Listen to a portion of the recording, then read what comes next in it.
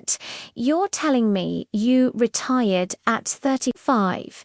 Yeah, but you only made 60 grand a year.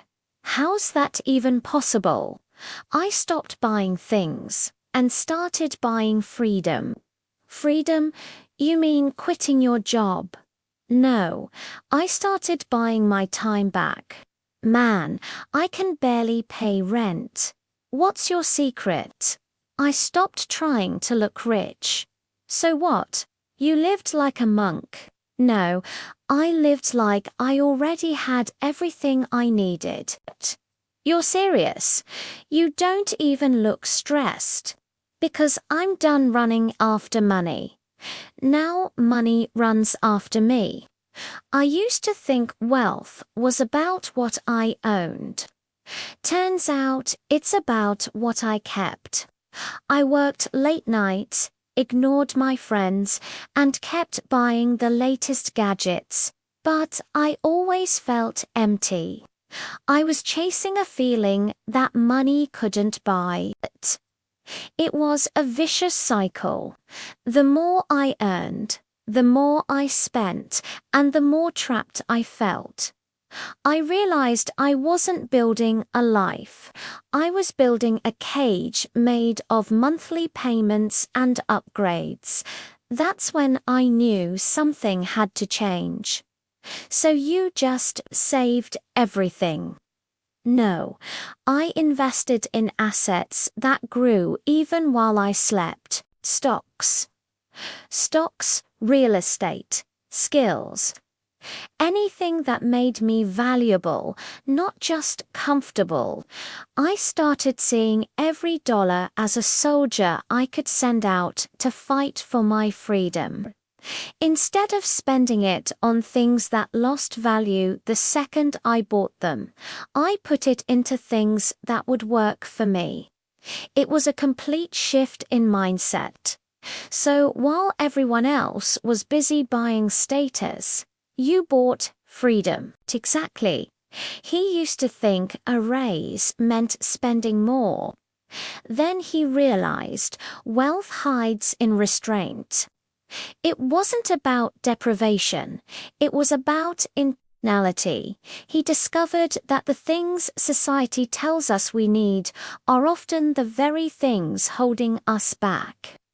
Every time he said no to a new phone or a fancy dinner, he was saying yes to his future self.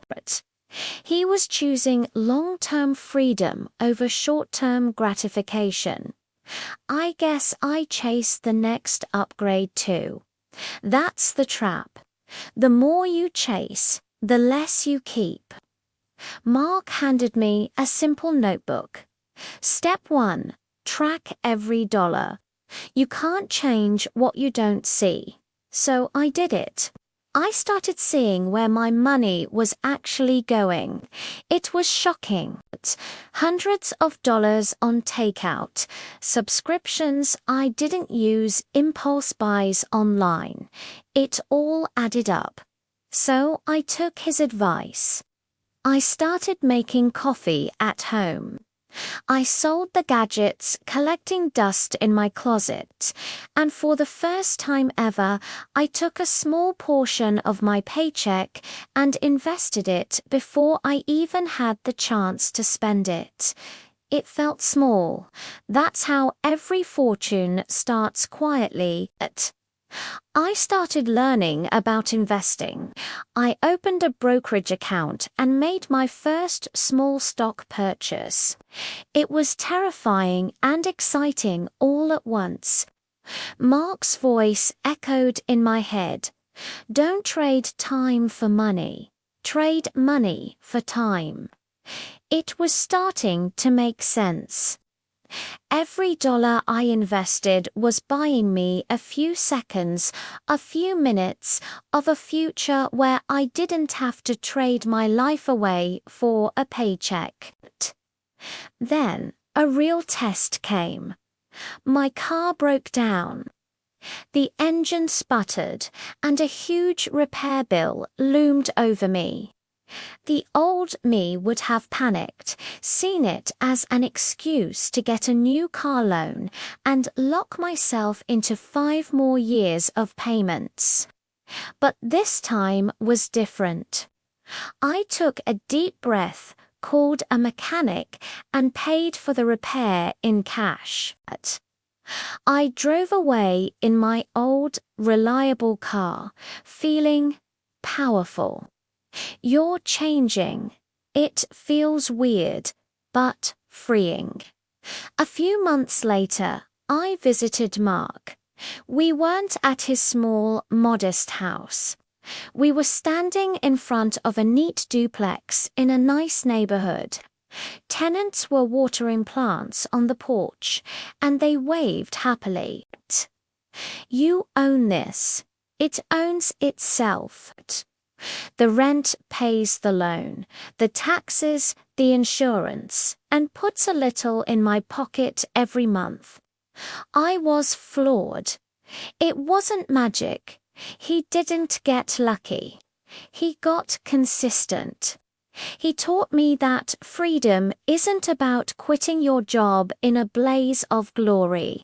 It's about building systems that give you control. It's about having options. I saw him walking through a park on a Tuesday afternoon, completely unhurried, just enjoying the day. He wasn't on vacation. This was his life. It was all a result of 1,000 small decisions. Delaying gratification, reading books about finance instead of scrolling social media, saying no to impulse buys. Every no bought me a piece of my future. He's not rich. He's wealthy. There's a difference. Rich is a big house and a fast car. It's loud and demands attention. Wealth is quiet. Wealth is time. It's the freedom to wake up and decide what your day looks like. It's not about toys, it's about time.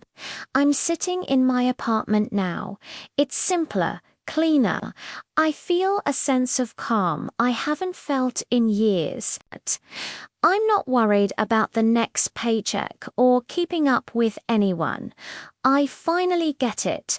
Maybe the richest people in the world just spend their money differently. He thought he was free until he learned the rule that changes everything.